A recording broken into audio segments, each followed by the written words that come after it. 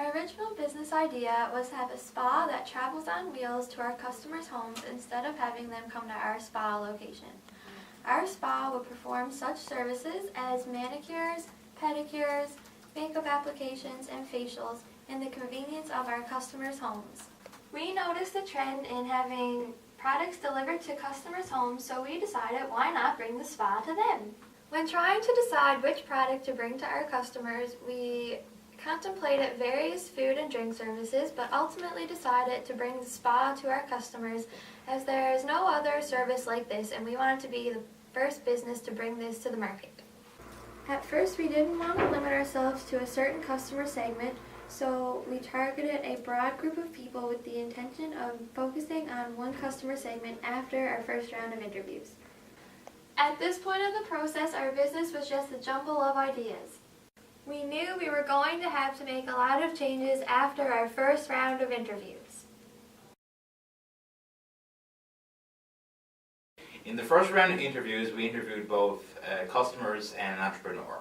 We learned some major results from these set of interviews.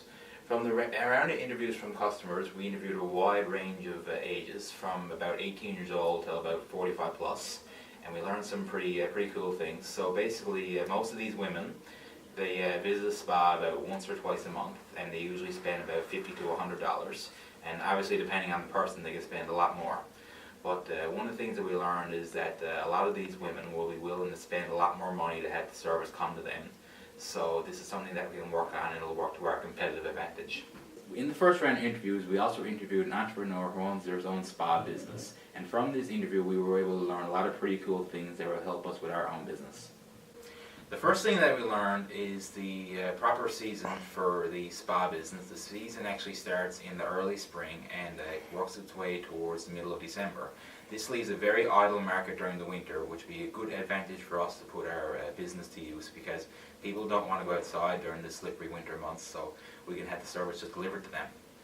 Also, we learned that we should try and keep our prices as the same as the other spas around the local area to try and keep it even with all competitors. When we first start up our business, we should try and lessen startup costs by doing most of the work on our own, which therefore means hiring less employees. And as we experience more growth, we can hire more employees. In terms of advertising, this entrepreneur used many different tactics. Its most important tactic was through social media platforms, which included Facebook and Instagram, but they also use brochures and flyers, and very importantly, word of mouth. Especially around the local community, things tend to get around pretty quick, which is very important to this person. And another thing that they did mention to us that we have to keep in mind is customer relationships. This person has built strong customer relationships with their customers. The customers keep coming back to them, they know them, they love going there, which is something that we need to strive for. After conducting our first round of interviews, we learned some things that will help us improve our business model. The first thing deals with restaurants. With restaurants, we're going to remove it altogether from the business model, so it doesn't really add a whole lot to our value proposition. And it's going to simplify our business model, but it's also going to remove a source of revenue for us. Another change that we're going to make is remove the idea of children from the business model.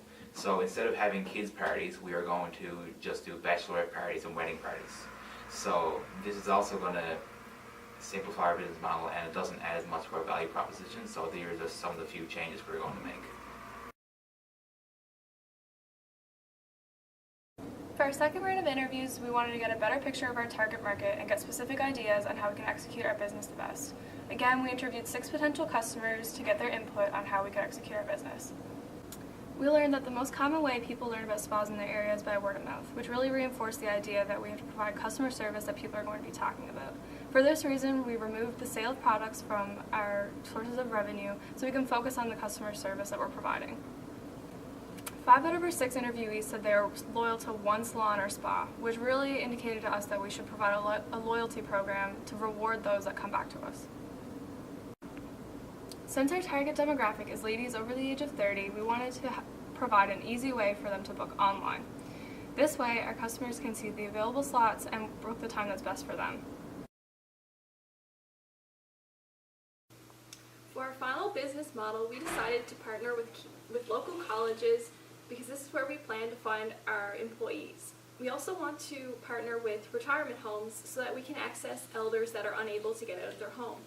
We also want to partner with hotels for advertising purposes. The key activities included in our final business model include manicures, pedicures, facials, massages, makeup application, and bachelorette parties and packages.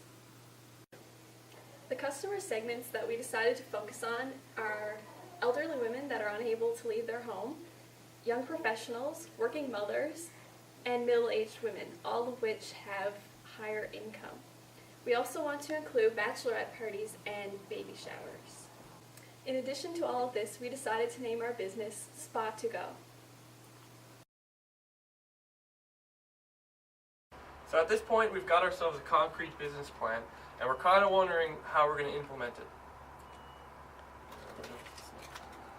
Alright, so this stuff right here, this is what's going to help us implement our business plan.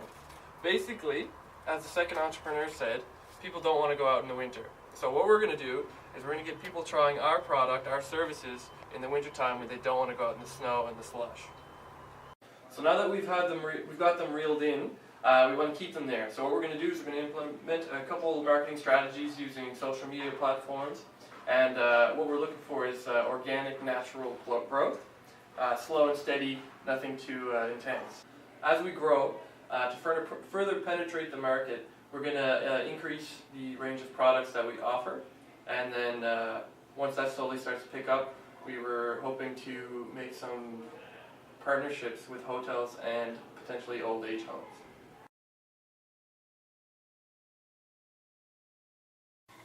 In terms of the overall viability of our business, I would say that Spa to Go is quite a revolutionary idea. The spa industry seems to have quite a large off-season, which takes place during the winter and spring months, and because we offer such a unique service where we actually take the spa to the consumers' homes, we're able to operate almost exclusively as the only spa during this off-season.